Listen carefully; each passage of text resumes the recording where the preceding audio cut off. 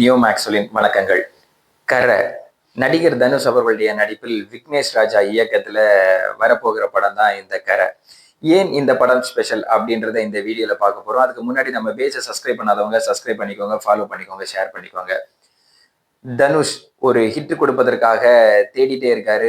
பல டைரக்டர்கிட்ட போறாரு, கதை கேட்கிறாரு, தொடர்ச்சியாக நடிச்சுட்டே இருக்காரு. அதுல போர் தொழில் படம் எடுத்த இந்த டைரக்டர், போர் தொழில் ஒரு மெகா ஹிட் படமாக இருந்தது அவருக்கு. அந்த டைரக்டர் தான் இந்த படத்தை இயக்குகிறாரு, விக்னேஷ் ராஜா.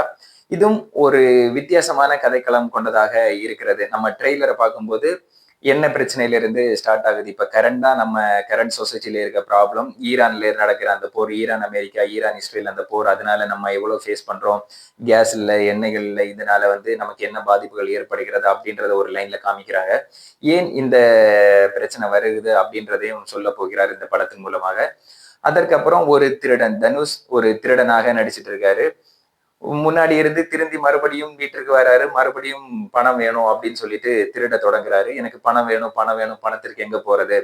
சோ ஒரு ஏழை குடும்பத்தில் பிறந்த ஒருவன் தன்னுடைய தேவைகளுக்காக, தன்னுடைய நீடுக்காக வேற எந்த வேலையுமே தெரியாம இந்த ஒரு வேலையை மட்டுமே தெரிந்து தொடர்ச்சியாக திருடிட்டு இருக்காரு. அதற்கு பின்னாடி பின்புலம் என்ன? அவர் யாருக்காக, யாருக்கு வேண்டி இந்த பணத்தை எடுக்கிறதுக்காக திருடுகிறார், யாருக்கு இந்த பணத்தை கொடுக்கிறார் அப்படின்றது ஒரு கேள்விக்குறியாக வைத்திருக்கிறார் இந்த ட்ரெய்லர்ல. மற்றபடி இந்த இதுல யார் யார் நடிச்சிருக்காங்க அப்படி பார்த்தோம்னா, கே.எஸ். ரவிக்குமார் நடிச்சிருக்காரு. அவர் தத்ரூபமா இருக்காரு. இந்த ட்ரெய்லரை பார்க்கும்போது கண்டிப்பா அவருடைய ரோல் இந்த படத்துல ஒரு மிகப்பெரிய இம்பாக்ட் பண்ணும் அப்படின்னு சொல்லிட்டு நம்மளுடைய பார்வை. அதற்கப்புறம் கருணாஸ் நடிச்சிருக்காரு.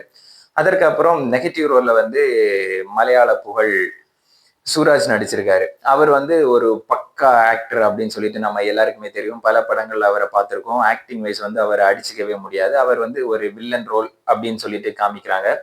சோ இதுதான் ஒரு படத்தினுடைய கதை. ஒரு இளைஞன் எதேச்சையாக திருட்டு தொழிலுக்குள் போகிறான். அதனால தண்டனை கிடைக்குது அவனுக்கு. அதை மீறி திரும்பவும் மீண்டு வருகிறான். திரும்பவும் திருட்டு தொழிலுக்குள்ள போறான். ஏன் போறான்? எதற்கு இந்த பணம்? அவனுக்கு ஏன் இந்த பண தேவைகள்? மற்றும் எண்ணெய் பிரச்சனைக்கும் இந்த கதைக்கும் என்ன சம்பந்தம்? இதை பொருத்தி ஒரு அருமையான ஒரு படமாக எடுத்திருக்கிறார் விக்னேஷ் ராஜா அவர்கள். கண்டிப்பாக இது தனுஷ் ரசிகர்களுக்கு ஒரு மிகப்பெரிய வெற்றி படமாக இருக்கும் அப்படின்னு சொல்லிட்டு நம்மளுடைய பார்வை. மற்றபடி மியூசிக் பார்த்தோம்னா வேற லெவல் இருக்கு. ட்ரெய்லர், பேக்ரவுண்ட், பிஜிஎம் எல்லாமே தெறிக்க விட்டுருக்காரு ஜி.வி. பிரகாஷ்குமார் அவர்கள். ஸோ பாட்டுமே எல்லாமே ஹிட் கொடுத்துட்டே இருக்கு. கண்டிப்பாக மியூசிக்கும் பயங்கரமாக நின்று பேசும் அப்படின்னு சொல்லிட்டு நம்ம பார்க்கிறோம். அதற்கப்புறம் மமிதா பைஜு ஹீரோயின் லீட்ல நடிச்சிருக்காங்க. அவர்களும் அருமையான நடிப்பை வெளிப்படுத்தக்கூடியவர்கள். தொடர்ச்சியாக பொறுத்திருந்து பார்ப்போம். ஏப்ரல் 30 இந்த படம் திரைக்கு வர இருக்கின்றது. கண்டிப்பாக சினிமா பிரியர்கள் அனைவரும் தியேட்டர்ல போய் படத்தை பாருங்க. தமிழ் சினிமா பல இக்கட்டான சூழ்நிலைகளை கடந்து வந்துட்டு இருக்கிறது. ஜனநாயகன் படம் தியேட்டர்ல வரதுக்கு முன்னாடியே லீக் பண்ணிட்டாங்க. எல்லாருமே ஆன்லைன்ல, மொபைல் அப்படின்னு சொல்லிட்டு பார்க்க ஸ்டார்ட் பண்ணிட்டாங்க. இதனால் பல பேருக்கு நஷ்டம் வரும் அப்படின்றது தெரிந்தும் அதை நம்ம தவறுன்னு தெரிந்தும் அதை பார்க்கிறோம். ஏன் இந்த நிலை, நம்மளுடைய மக்களுக்கு ஏன் இந்த மனநிலை அப்படின்றது தெரியல.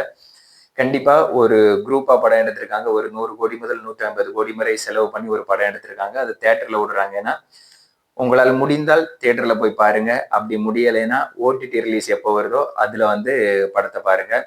ஒரு திருட்டு முறையில் டவுன்லோட் பண்ணி பார்க்கறத தயவு செய்து தவிர்த்து கொள்ளுங்கள். ஏன்னா ஒரு ஒரு குரூப்போட ஒரு கடின உழைப்பு, ஒரு 6 மாதம் முதல் 8 மாதங்கள் வரை கடுமையாக உழைத்திருக்கிறார்கள். 100 முதல் 150 கோடி முதலீடு பண்ணியிருக்கிறார்கள். சோ அதை நம்ம திருட்டுத்தனமா பார்ப்பது நமக்கே ஒரு குற்றமாக உணர வேண்டும் அப்படின்றது நம்மளுடைய பார்வை. 2 மணி நேரம் 40 நிமிடங்கள் ஓடக்கூடிய இந்த படம் கண்டிப்பாக தனுஷுக்கு மிகப்பெரிய வெற்றியை கொடுக்கும் அப்படின்னு சொல்லிட்டு வேண்டிக்கிறோம். இதேபோல் அனைத்து படக்குழுவினர் அனைவருக்கும் எங்களுடைய வாழ்த்துக்களை தெரிவித்துக் கொள்கிறோம். கண்டிப்பாக இந்த படம் 100 கோடி டார்கெட் அடிக்கும். நிச்சயமாக 100 கோடியை தாண்டும் அப்படின்னு சொல்லிட்டு விடைபெறுகிறோம்.